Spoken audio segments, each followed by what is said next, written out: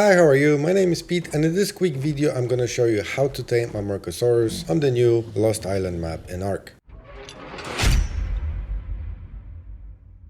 Now before we start, I just want to mention that I'm recording it literally hours after it got released, so there might be some mistakes. In case there will be any, I will pin the comment down in the comment section, so make sure to check those if you're watching months from now. So let's start with the locations first. So I was actually able to find them in two different locations consistently. The first location is all around the volcano, at the bottom part of the volcano. You can see it on the map here. It's on the top right hand corner of the map.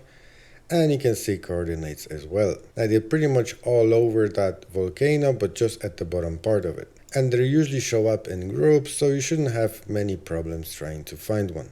The second location is at the bottom of the map in the desert biome, and over there they're all over that dark colored mountain. Again, near the bottom parts of the mountain, not near the top or near the center. And I think that location is better because it makes the taming process much more predictable and much easier. So let me show you the things you need to tame Amargasaurus efficiently. So you're free to use any armor you like, but I do recommend the desert armor, purely because you're either gonna tame them at the volcano, which is very hot, or at the desert, which is also very hot. On top of it, you need one of the two soups, or both of them, which I would actually recommend. And the soups I'm talking about is Kellion soup and Friakuri. I think that's how you say it. Now, you're obviously gonna need the good weapon of your choice, whatever it is. Could be shotgun, could be crossbow. And the favorite food of Amargasaurus is exceptional kibble.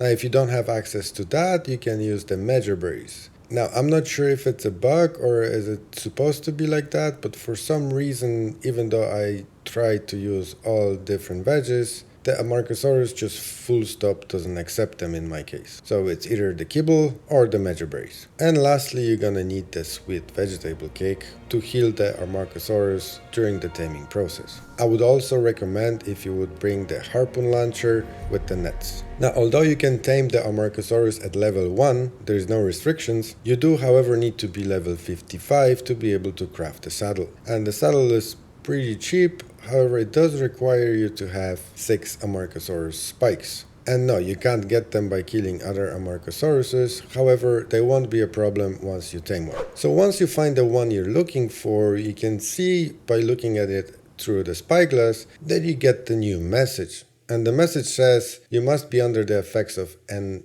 insulating soup to tame.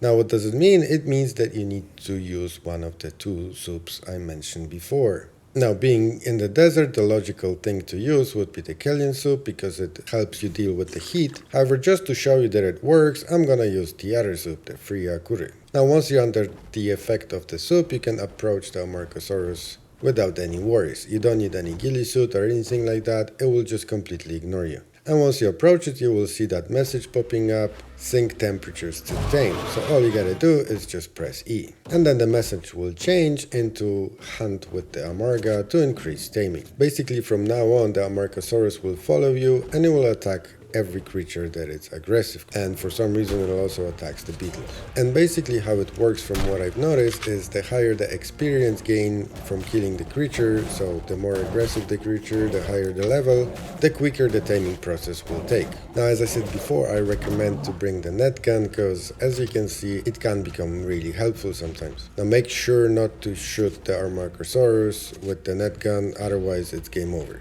And of course your goal is to help the Amargasaurus to kill all the creature he attacks. Also, you shouldn't allow his health pool to drop down below 80%, because if it does drop down below 80%, as you can see on the screen here, basically every time he gets attacked when his health is below 80%, his taming effectiveness will drop. But once his health does go below 80%, that's where the veggie cake come in. You can actually heal the Amargasaurus by giving him the veggie cake. Now the healing process takes a while, but I would recommend you just stay and watch, because sometimes even though his health is above 80%, it will allow you to feed him another veggie cake, which will bring his health even higher. And once you collect enough experience with him, you should see that message popping up on your screen telling you should feed the Amargasaurus in order to increase the taming bar. And at this point, as you can see, it has no problems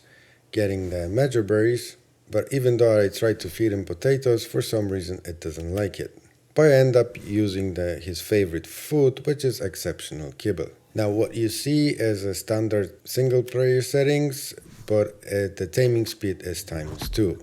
So you can easily compare it to your own settings on your own server. And from now on it's pretty much rinse and repeat, so you need to help him kill all the creatures, and every so often you need to feed him the kibble or heal him with the veggie cakes. Also, if for some reason you want to change the place that you're taming your Amargasaurus in, or there's just simply too many creatures, you can use your Quetzal to move the Amargasaurus in different place without losing any taming efficiency or taming bar. Now if you're doing it in the desert like I do, I've noticed that Tylos give one of the best experience out of all the creatures that are available there. So by bringing him to Tylos and netting them, you should gather enough experience really quickly. Also, I should mention that you shouldn't let your soup effect run out, which is why I recommended you to bring both of the soups, because you can't extend the timer on the soup you're using, but there's nothing stopping you from using another soup. And if your soup runs out completely, there's a good chance you will lose all taming process. Now, it didn't happen to me. It gave me a few seconds that I was able to use the soup when I was testing it. However, it's not always the case. And once the taming bar fills up completely, as usual, the dino is yours. And if you're at least level 55, you're able to craft a saddle. Now, to get those spikes that I mentioned before, all you gotta do is approach the Amargasaurus, use the circle menu, and just click retrieve the spike 6 times, because you need 6 spikes. And then you can enjoy your new dino. I hope you find this video useful. If you did, please leave a like and consider subscribing, and I'll see you in the next one. Thank you.